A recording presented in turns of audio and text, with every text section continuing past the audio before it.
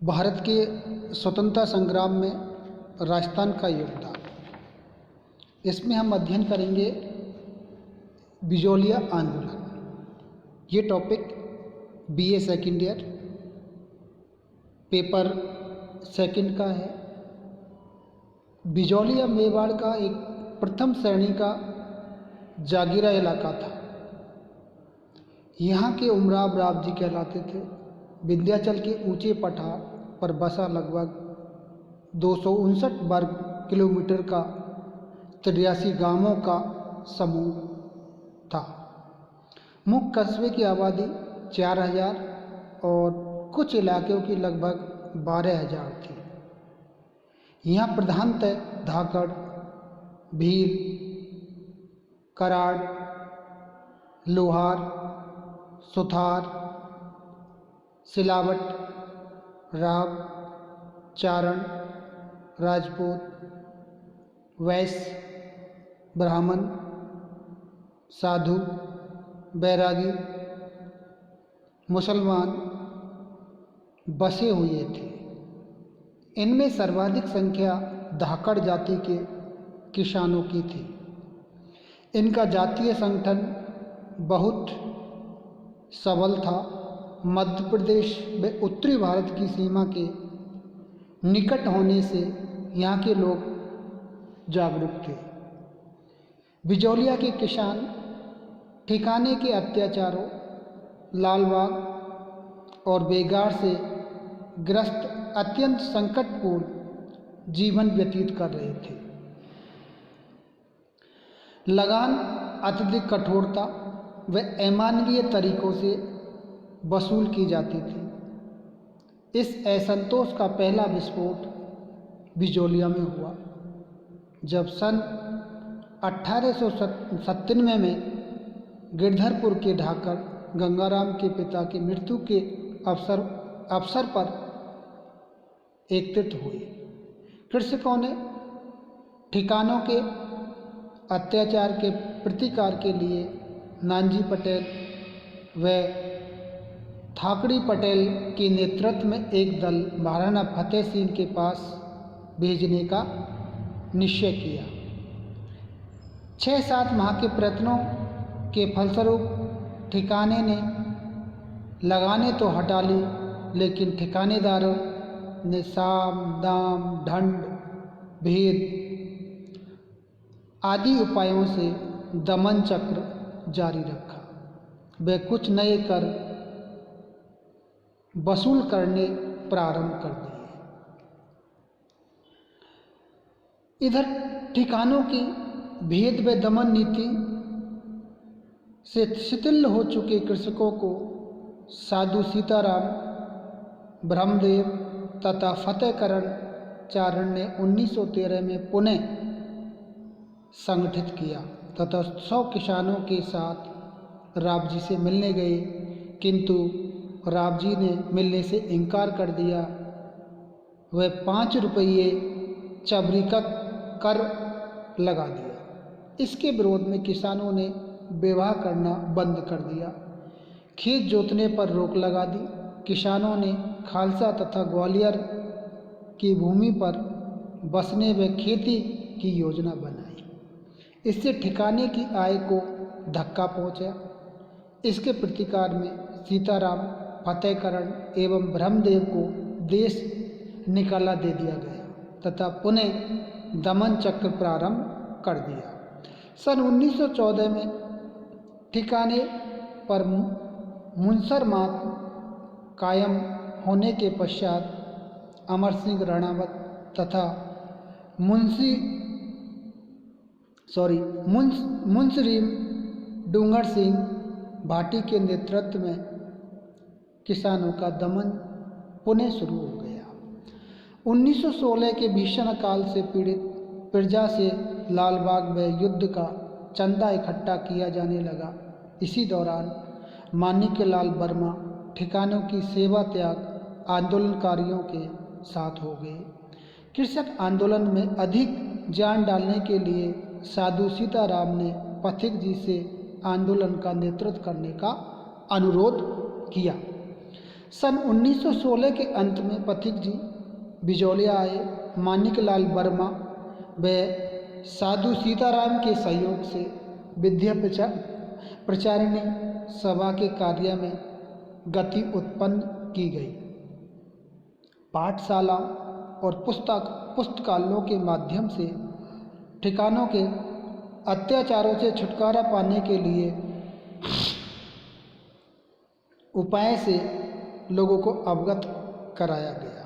उन्होंने किसानों को कष्ट सहकर भी मारपीट न करने और अपनी मांग पर डटे रहने का पाठ पढ़ाया।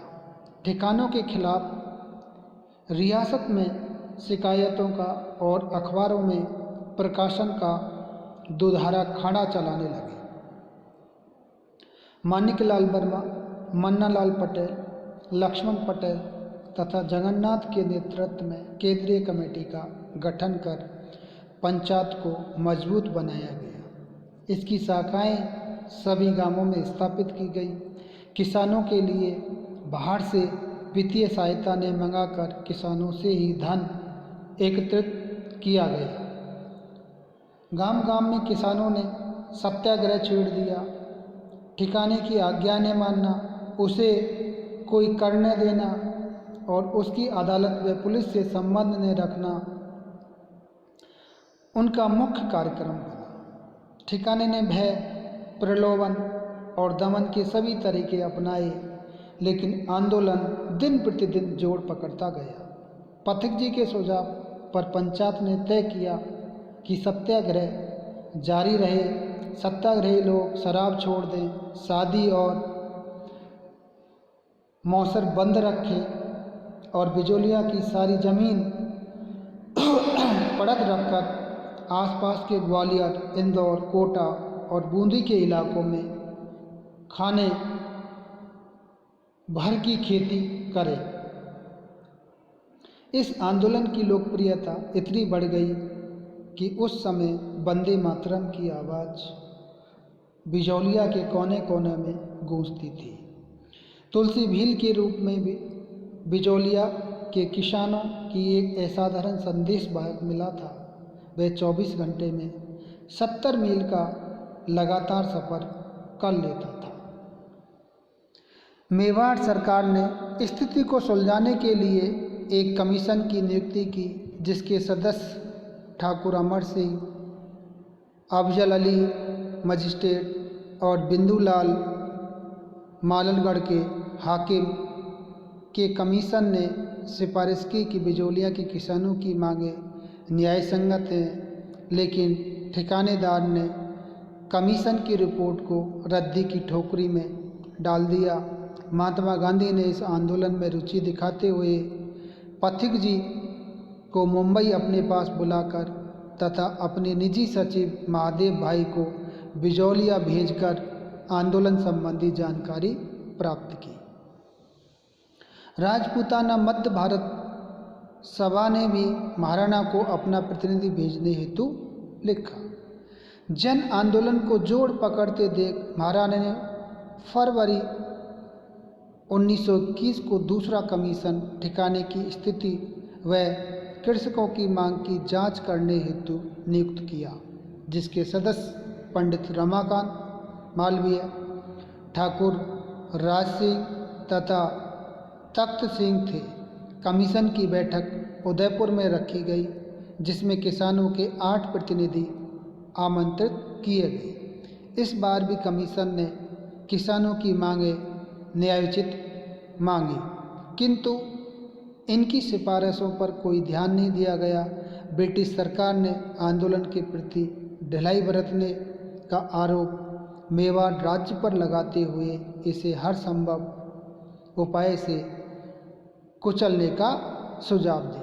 सन 1920 में पथिक जी ने आंदोलन को सुचारू तौर पर चलाने हेतु आवश्यक दिशा निर्देश दिए और बड़दा पहुंच गए।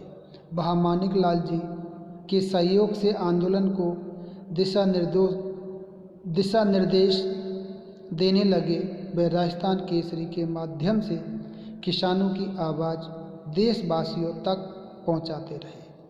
आंदोलन को गति देने के लिए 1921 में पथिक जी बड़दा से अजमेर आ गए, लेकिन उनका मेवाड़ प्रवेश निषेध कर दिया गया।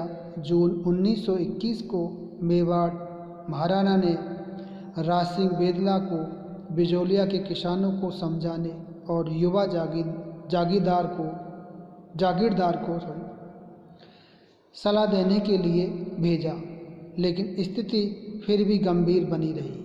ठिकाने ने 8000 बीघा जमीन नए खातेदारों को नए लगान दर पर सुपर्द कर दी। स्थिति की गंभीरता को समझते हुए ब्रिटिश सरकार ने बिजोलिया समाधान हेतु सन 1922 में AGG हॉलैंड के नेतृत्व में बड़ा सा कर्मचारी मंडल भेजा। हॉलैंड में किसानों के मध्य समझौते में किसानों की अधिकतर मांगें मान ली गई, बेकार प्रथा का अंत कर दिया गया और अधिकांश लाल बाग समाप्त कर दी गई। किसानों के विरुद्ध मुकदमे को वापस लेने और खेती नहीं किए गए वर्षों का लगान लेने के आश्वासन के साथ आंदोलन का प्रथम चरण समाप्त हो गया। धन्यवाद।